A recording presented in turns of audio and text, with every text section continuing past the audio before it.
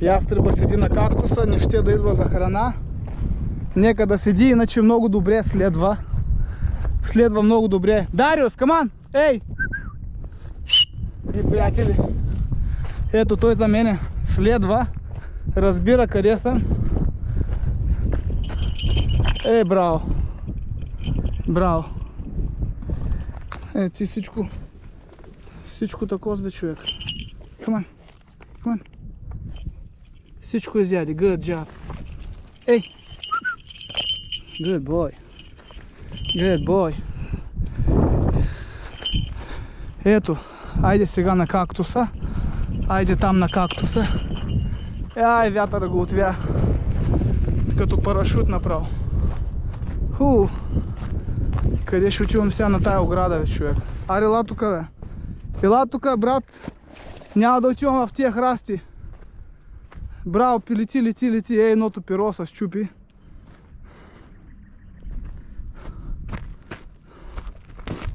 А така. Браво на тебе. Заплетах се в тая цел. Месото излезе. Виж коста. Байгани от България, като идва. Братко, ама той ястреб е супер, бе. Аре, отивай на другия, на този кактус. Браво на тебе. Супер си. Супер. Ще летим няколко минутки. Ако няма да видим заек, както казах, имам два капана в джипа. Виж как се слива с този кактус червено пашатя Мишелов. Ако не го знаеш, че тук никога няма да го видиш. Красавеца. Аре, ще фаним нещо. Птенеца, дет съм го купил. И такива работи. Ето следва за мене, мале, тая птица е супер. Така следва за мене. Ето идва, виждате ли го отзади? И сега ще кацне на тоя. А ние ще отидем там. Да кацне на тоя кактус там. Ще кацне тук на това. Това се нарича скачаш кактус, драги приятели. Джампинг кактус, чола. Той е много гаден кактус направо. А иглите са тънки, както иглите на шипка. Направо влизат в кожата, много микроскопически куки. Влизат и под кожата и е много голям зор да ги изкарваш. Даже птиците ни кацат тук. Ако е импринт, имах приятел с импринт тако с Харис, касна и целия беше в тия храстима. Той си научи си урока и повече не кацаше. Дивите птици го разбират това. Той един заек да няма, мамо стара.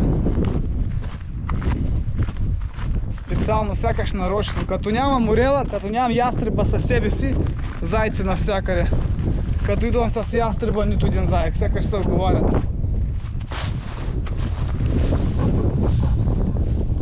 Той е ветровито малко, не знам, може да се крие. Те няма да излязат на вятър. Ветровито е, ветровито. Значи, драги приятели, разходката беше много добра. Сега ще видим дали ще мога да таковам, да мина на другата страна.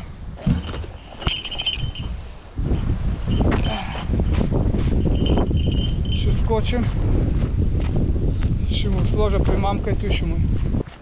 Много добро летение направи днеска, драги приятели. Значи, ние ще се видим утре.